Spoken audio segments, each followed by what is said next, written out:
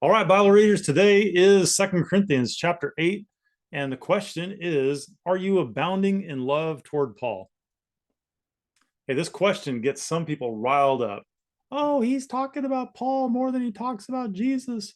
Well, I think if you stick with me through this video, you're going to understand why I'm asking this question, but there's actually quite a few questions related specifically to what Paul admonishes us to be abounding toward. And loving Paul is just one of them. So I hope you stick with me. Let's jump right into it. Verse 1, moreover. Okay, so moreover is a Pauline way. It's a grammatical way of saying kind of like in addition to. So again, you gotta go back to chapter 7. I'm not going to do that right here and now. It's not as critical as sometimes, but just understand moreover is kind of a way of saying in addition to. So Paul says, moreover, brethren, we do you to wit of the grace of God bestowed on the churches of Macedonia, how that in a great trial of affliction, the abundance of their joy and their deep poverty abounded under the riches of their liberality. What a contrast. Deep poverty in the same sentence as the riches of their liberality. Riches and poverty, how does that go together? I'm just going to let that sit right there. Verse 3, for to their power I bear record. Paul says, to their power I bear record. These people were in deep poverty, and yet Paul said they have power. Ain't that something? Yea, and beyond their power, they were willing of themselves. Well, willing of what? Well, there's a semicolon at the end of that verse. Praying us with much entreaty that we would receive the gift and take upon us the fellowship of the ministering to the saints. These poor people gave something to Paul that was meaningful. Verse 5, and this they did not as we hoped, but first gave their own selves to the Lord and unto us by the will of God. Okay, so the sense that I get from that verse is that they gave everything they had. And it's akin to the woman that gave 2 mites. I'm going to use what Mark wrote in chapter 12. So Mark 12 talks about this woman that gave 2 mites. And it says, and there came a certain poor widow, and she threw in 2 mites. So she's in the synagogue. This is a Jewish woman in the synagogue, and she's putting in 2 mites, which is, something akin to like 2 pennies. It wasn't, it was like the lowest amount of money possible, except for maybe 1 mite. I don't know. I'm not that familiar with coinage. I don't know if 2 mites was 1 coin or if it was, but it wasn't much. Let's just keep it at that. And he called unto him his disciples. Okay, so this is Jesus telling the story, not the story, but he and his disciples were actually in the synagogue at this moment, and they observed this woman throwing in her 2 mites. And so this is Jesus's comment on it. He says, verily, I say unto you that this poor widow hath cast more in than all they which have cast into the treasury. Like, in other words, she's put in more than everything else that was put in combined. Well, how could that be? So this is what he says in verse 44. For all they, meaning all the other people and especially the people that kind of made a show of putting in a lot of money, for all they did cast in of their abundance. So that's the difference. And so he concludes with this comment about this woman. He says, but she of her want did cast in all that she had, even all her living. This was a poor woman. And despite that, she gave all that she had left. Okay, so in that same sense, that's what's going on here with these people of what Paul calls the churches of Macedonia. He doesn't get real specific for whatever reason. But they gave of themselves in a way that was, they weren't giving out of their abundance. Let's just say that. All right, moving on. Verse 6, insomuch that we desired Titus that as he had begun, so he would also finish in you the same grace also. Therefore, as ye abound in everything, in faith and utterance and knowledge and in all diligence and in your love to us, See that you abound in this grace also. So I broke this down. And this is the reason for the title of this video. Are you abounding in your love toward Paul? That's just part of this list. Okay, so obviously, this is Paul writing 2 Corinthians. And so when he says, in your love to us, he's including himself as well as some of these key men that were around him, that were, kind of hand in hand in his ministry. Titus, Silvanus, Luke, some of these other men, Barnabas. And so he's acknowledging that they abound. He's saying, as ye abound in everything. Okay, that's present tense. But he concludes verse 7 by saying, see that you abound in this grace also. Well, what is this grace?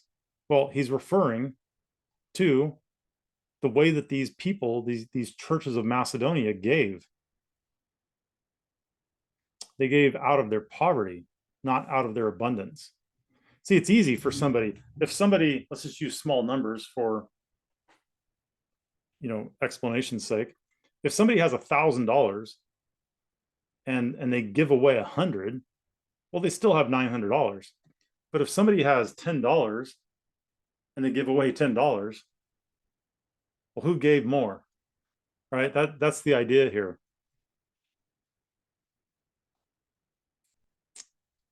And so he's again admonishing these people to abound in faith, abound in utterance. That means to speak. I often talk about this in a different way. There's too many silent Christians in the world. People that claim to be Christian, people that claim to be children of God, but you never hear them talking about the things of the Bible or the gospel or anything. The world doesn't need any silent saints. He says, abound in knowledge. Hey, I had somebody challenge me the other day. Why do we need to know more than the fact that Jesus died for us? Okay, that's a fair question. But right here, Paul is saying you should abound in knowledge.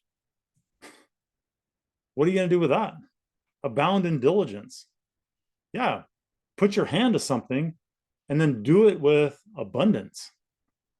Abound in love toward us. Okay, this includes Paul. It includes the other men that were like leaders of these local churches. Abound in this grace also, which has to do with giving. All right, verse 8, I speak not by commandment, but by occasion of the forwardness of others, and to prove the sincerity of your love. It's interesting. So what you abound in is a proof of the sincerity of your love.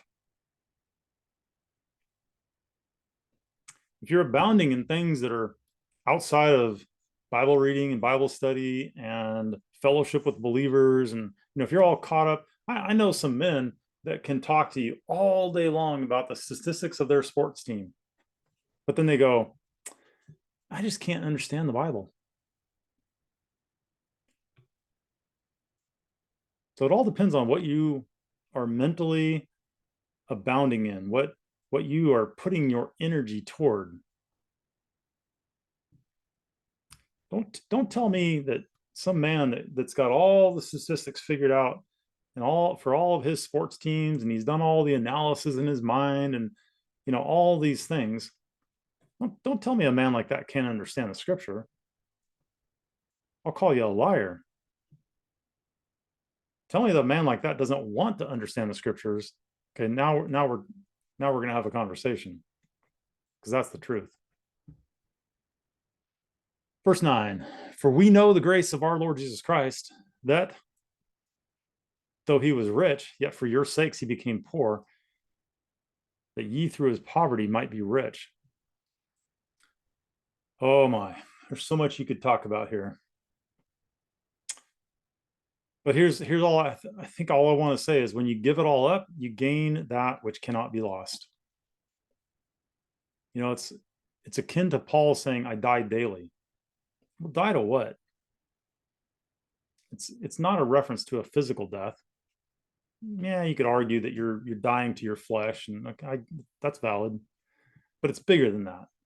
It's dying to self and your wants and your desires and all that kind of thing, and giving it up so that you gain others, that you are able to abound in these things that we just talked about. Verse 10, and herein I give my advice, for this is expedient for you, who have begun before, not only to do, but also to be forward a year ago. Okay, so this is a reference to the first letter that he wrote them. Verse 11, now therefore perform the doing of it, that as there was a readiness to will, so there may be a performance also out of that which ye have. So the conclusion here is it's not enough to have a readiness to will. In other words, like people like to say that the road to hell is paved with good intentions. There's a lot of people that intend to read the Bible, but they don't actually do the performance of reading the Bible. Does that make sense?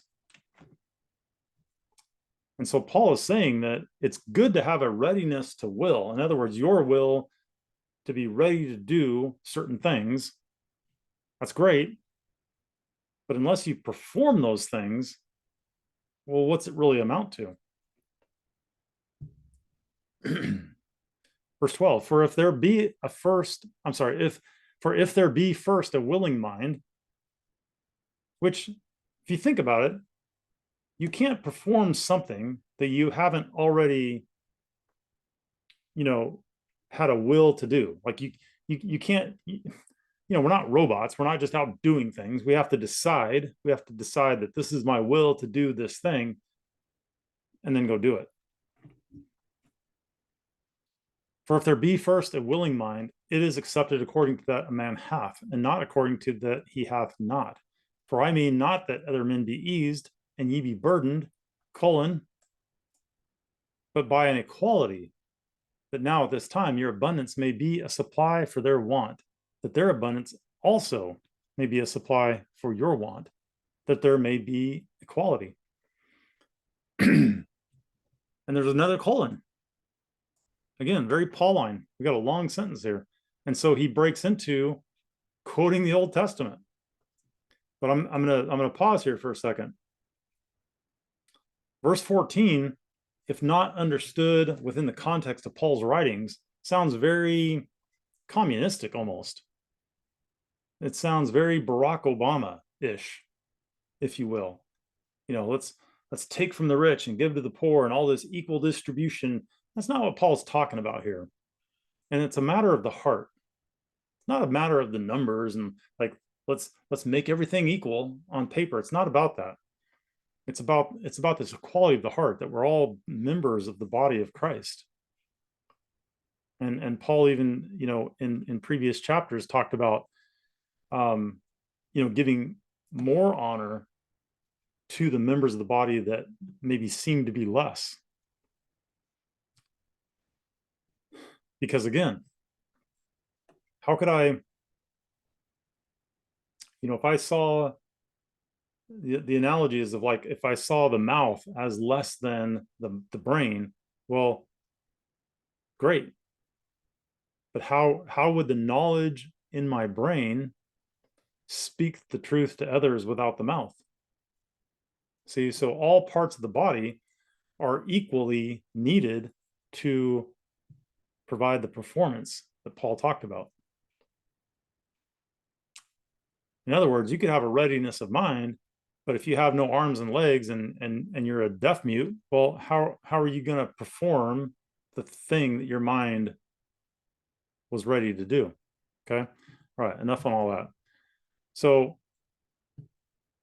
Paul ends verse 14 with that there may be equality, as it is written. He that had gathered much had nothing over, and he that gathered little had no lack. This is a direct quote from Exodus 16:18. So why would Paul directly quote from the Old Testament? Let's read the verse. Exodus 16:18. And when they did meet it with an omer, he that gathered much had nothing over, and he that gathered little had no lack. They gathered every man according to his eating. Okay, this is talking about the manna that dropped out from the sky to feed the children of Israel out in the desert. But thanks be to God, which put the same earnest care into the heart of Titus for you. There's that term again, another financial term. Verse 17, for indeed he accepted the exhortation, okay, he being Titus, but being more forward of his own accord, he went unto you. And we have sent with him the brother, whose praise is in the gospel throughout all the churches. So here's the thing. We don't know who this brother is. Paul references him a couple times in this chapter, and he references him again, apparently him, in chapter 12. So it's just interesting. You know, it's one of those things I point out to create interest. You know, a lot of people, when they read the Bible, they one of two things. They either don't understand, and it's kind of related, right? Because when you don't understand something, you tend to get bored. In other words, if something's confusing you, your brain just starts to shut down. Okay, so it's just interesting to know these things and to understand some things about what you're reading. So it'd be interesting to know who this brother is, but we just don't know. Sometimes my mind thinks like, why didn't Paul name this guy? What was the purpose in not naming him? I don't know. Maybe he was trying to emphasize Titus to us or them, or I don't know. Anyway, let's move on. Verse 19, and not that only, but who was also chosen of the churches to travel with us with this grace, which is administered by us to the glory of the same Lord and declaration of your ready mind. Avoiding this, that no man should blame us in this abundance, which is administered by us, providing for honest things, not only in the sight of the Lord, but also in the sight of men. Yeah. Sometimes, you know, people act a certain way when they go to their church building, they act a certain way. Then they get out of their church building and they act a different way. Paul's addressing that to some degree here. Verse 22, and we have sent with them our brother. Here's that other reference that he mentioned just a few verses up, whom we have oftentimes proved diligent in many things, but now much more diligent upon the great confidence which I have in you. Again, here's this language where Paul is saying, I have confidence in you. Remember yesterday's video where I pointed out that 1 Corinthians uses the word shame 7 times, and 2 Corinthians does not have the word shame in it. These people had grown up in the words of God, at least the words of God that they had. They didn't have the entire Bible like we do. They had some sparse knowledge of maybe the 5 books of Torah, you know, and they had these letters, and it was just very piecemeal. You know, we have the complete revelation of God here that we can hold in our hands, which is a huge advantage, but it's also a huge responsibility. And, you know, churchianity in general is failing greatly at that responsibility because 90% of Christians never read the whole thing, and they make excuses about that, and they justify themselves about that. Verse 24, verse 23, actually. Whether any do inquire of Titus, he is my partner and fellow helper concerning you. What a great thing. You know, we should all strive to be Tituses of sorts, right? To be a partner with Paul, to be a fellow helper with Paul. Verse 24, wherefore show ye to them and before the churches the proof of your love and of our boasting on your behalf. Hey, this is the last verse of the chapter, but I want to speak a little bit to this kind of second admonition on the part of Paul to these people of Corinth to show their love. The people of the church of Corinth strike me as having kind of like a passion problem. Maybe there was a cultural standard that you didn't show passion in a certain way or whatever. But if you remember from chapter 6, Paul was prompting them to love him the way that he loved them.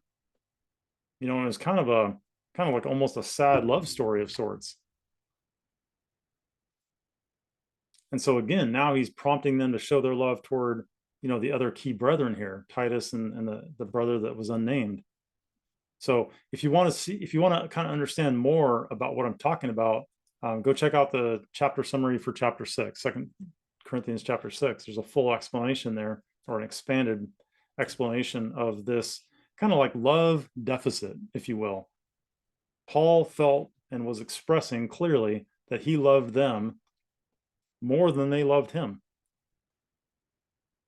And I think that's dramatically so in the world that we live in today, in this fully expressed dispensation of the grace of God. Most churches are not loving Paul. They're not loving his writings and teachings the way that they should. And it's why the church is a works-based salvation train wreck. And on that note, I'm done. I'm glad you're here. Please subscribe to the channel. It helps me to reach more people. And please share this video with somebody that you think might get some encouragement from it. And I hope you have a great Bible read. Reach out to me if you have any questions or you want to talk about anything in the world. I'll be happy to do it. Take care.